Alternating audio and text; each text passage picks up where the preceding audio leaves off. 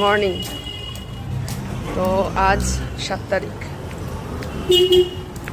আজও আমরা হঠাৎ ডিসাইড করলাম যে আজকেও আমরা বেনারসেই থাকবো, কারণ কালকে বেনারসে 6 তারিখে বেনারসে শুধুমাত্র আরতি দেখেই আমাদের সন্ধে কভার হয়ে গেছে।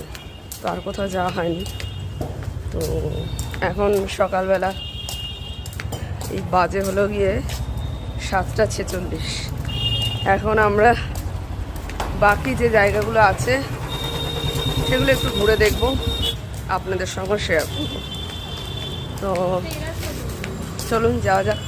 হাজব্যান্ড সামনে, ঘরে বসে পাউরুটি, কলা, মিষ্টি সব অলরেডি খাওয়া হয়ে গেছে। তো এখন একটু চা খাই। আর এখানে তো মানে কোথাও লাল চা পাওয়াই যাচ্ছে না, সব জায়গায় দুধ চা। দুধ চাটা খারাপ করছে না, টেস্টি, তাও সব জায়গায় দুধ চা, তাই খেতে হচ্ছে। এই হলো ভাড়ে চা, এই হলো আমার পুচকি চা। দুধ চা এই অল্পই ঠিক আছে, থেকে বেশি হলে ভালো না।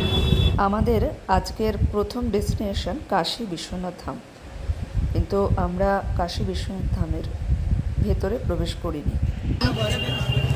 এটা বাইরের দিকটা, বিভিন্ন দিক দিয়ে এন্ট্রি হচ্ছে, ওই দিক দিয়ে এন্ট্রি হচ্ছে। এই পাশের রাস্তায় একটা দরজা আছে, সেখান দিয়ে এন্ট্রি হচ্ছে। এই চতুর্দিকে এই মোবাইল জমা রাখা, জুতো জমা রাখা বিভিন্ন দোকান আছে, সেগুলো। এটা হলো মেন দরজাটা, মেন দরজা কিনা জানি না, যাই হোক। জয় বাবা ভোলেনাথ। দেখলাম ওই সিংহদুয়ারের গায়ে, দেয়ালের গায়ে বাবা ভোলেনাথের ত্রিশূলটা রাখা রয়েছে।